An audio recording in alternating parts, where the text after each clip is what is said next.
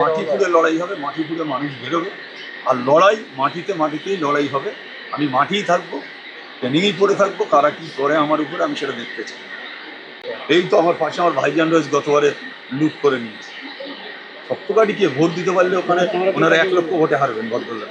এদিকে যে ভদ্রলোক বলছে ক্যানিং আমাদের সপ্তকাঠি, যদি সাধারণ মানুষ ভোট দিতে পারে ওই ভদ্রলোক 1 লক্ষ ভোট।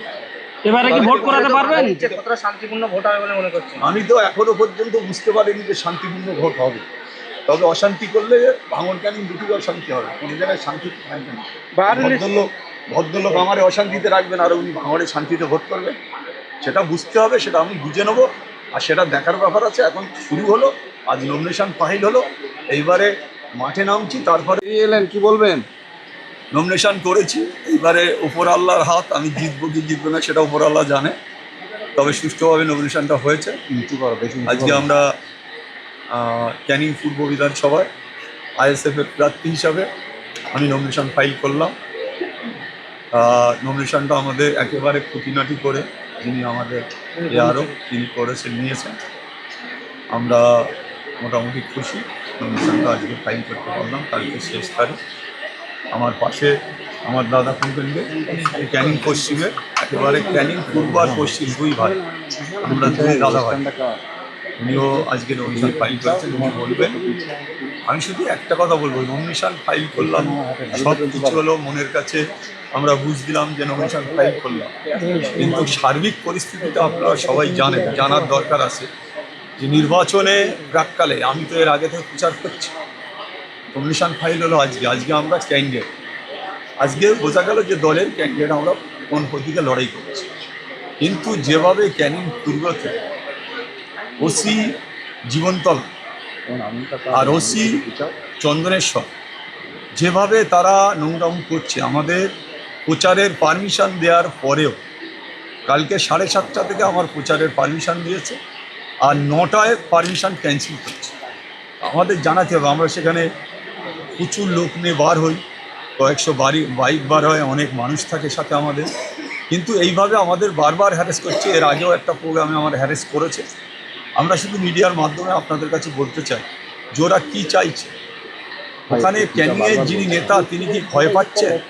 কখনো লকডাউন করে দিচ্ছে, আমি যাচ্ছি, আবার কখনো আমার প্রোগ্রাম ক্যান্সেল করছে।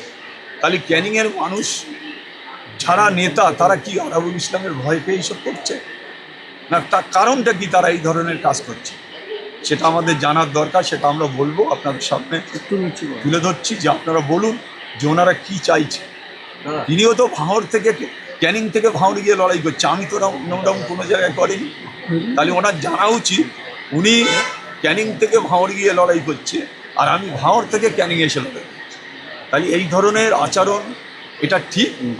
আমি তাই আপনাদের কাছে বলতে চাই, মিডিয়ার মাধ্যম দিয়ে বন্ধুদের কাছে, যে এইটা আপনারা বলুন যে উনি কী বলতে চায়, ওনাকে জিজ্ঞেস করুন। যিনি ভদ্রলোক এখান থেকে ওখানে গিয়ে দাঁড়িয়েছে, ওনারই তো সাজানো বাগান উনি বলছেন, তো ওনার সাজানো বাগানে যারা গণ্ডগোল করছে তারা কারা? আমি কোনো জায়গায় মিটিং করতে যাচ্ছি, পাশে বেশ কয়েকজন তৃণমূলের লোকেরা হই হই করছে। আমরা কোনো জায়গায় বৈঠক করছি, সেখানে গিয়ে হই হই করছে। তাহলে এরা কি চায়? শান্তি চায় না ভোট চায় না অশান্তি চায় না ফের বুথ দখল 2021-এর মতো বুথ দখল করতে চায়? সেটা জানতে হবে। তাই আমি আজকে বলছি আপনাদের খোলামেলা, নির্বাচন নমিনেশন ফাইলের পরে ওনারা যদি মনে করে ক্যানিং এই ধরনের আচরণ করবে, তাহলে আমাদের দল ভাববে। আমি রাজ্য নেতৃত্ব যারা আছে তাদের কাছে আমি জানাবো এই ব্যাপারটা। আমি তো এতদিন কারোর জানাইনি।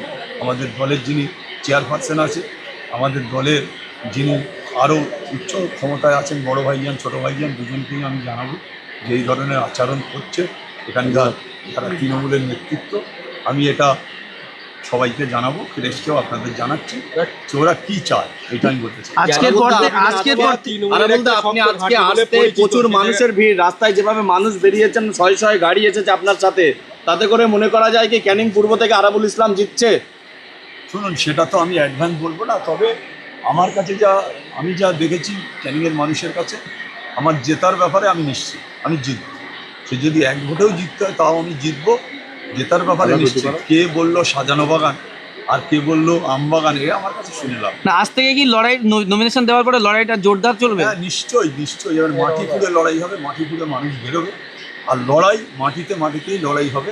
আমি মাটিই থাকবো, ট্রেনিংই পড়ে থাকবো, কারা কী করে আমার উপরে আমি সেটা দেখতে চাই। ক্যানিং পূর্ব তৃণমূল কংগ্রেসের একটা গড় হিসেবে পরিচিত বা শক্ত ঘাঁটি, সেই জায়গায় এই নমিনেশন আর এবং কতটা লড়াই হবে? কোনো কারণই নেই। সত্যকারী কে বলেছে? এই তো আমার পাশে আমার ভাইজান রয়েছে, গতবারে লুট করে নিয়েছে। সত্যকারী কে? ভোট দিতে পারলে ওখানে ওনারা 1 লক্ষ ভোটে হারবেন ভদ্রলোক। যে ভদ্রলোক বলছে ক্যানিং আমাদের শক্তকাঠি, যদি সাধারণ মানুষ ভোট দিতে পারে ওই ভদ্রলোক 1 লক্ষ ভোট। এবারে কি ভোট করাতে পারবেন? কতটা শান্তিপূর্ণ ভোট হবে বলে মনে করছেন? আমি তো এখনো পর্যন্ত বুঝতে পারিনি যে শান্তিপূর্ণ ভোট হবে। তবে অশান্তি করলে ভাঙন ক্যানিং দুটি অশান্তি হবে, কোনো জায়গায় শান্তি থাকবে না। ভদ্রলোক আমার অশান্তিতে রাখবেন আর উনি ভাঙড়ে শান্তিতে ভোট করবেন, সেটা বুঝতে হবে, সেটা আমি বুঝে নেবো। আর সেটা দেখার ব্যাপার আছে। এখন শুরু হলো, আজ নমিনেশন ফাইল হলো, এইবারে মাঠে নামছি, তারপরে দেখা যাবে। বাহারুল ইসলাম বলছে যে ও সাজানো বাগানের প্রতিদ্বন্দ্বী নেই, আর কোনো প্রতিদ্বন্দ্বী নয়, আমি জিতে যাবো একজন। আমি ওর কথায় উত্তর দিতে রাজি নয়। যার কোনো মানুষ চেনে না, যে ক্যানিংয়ের একটা মানুষ যাকে পছন্দ করে না, বলে ওর লেখায় কি বলেছে দেখেছেন, লেখায় অন্য কিছু করে দেবে, মানুষ বলছে। তা আমি সেটার মুখে বললাম না, তা ওর মুখেও এরকম ধরনের হবে। ওর কেউ চেনে না, কেউ জানে না, বলে যে হই হই করে কিছু তোলে আর সংসার চলে, এই ছাড়া কি আছে ওর? অকটবাংলা দেখে নাম ভেঙে করে কেমন খাচ্ছে, ওসব কিচ্ছু না। আমার কাছে কোনো ফ্যাক্টরি না। ঠিক আছে, ওনাকে 1 মিনিট। ক্যানিং পূর্ব এবং পশ্চিমে একই সঙ্গে আপনারা আইএসএফ এর পক্ষ থেকে নমিনেশন দিলেন, কি বলবেন আজকে? আবার আলাদা করে আমি বলবো, নমিনেশন দিলাম আমার দাদা দিয়ে, আমি আলাদা করে নমিনেশনটা ভালো, সে যদি কেউ মনে করে সাবমিট করলাম। না আমি করবো, কিন্তু আমি আলাদা।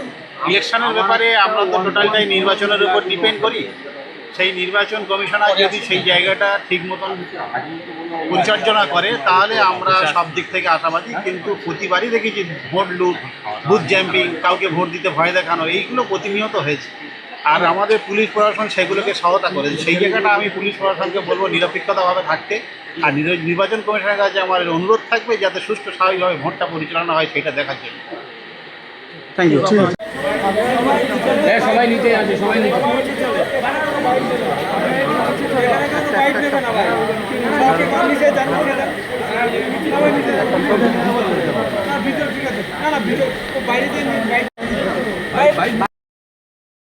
Hello hello hello.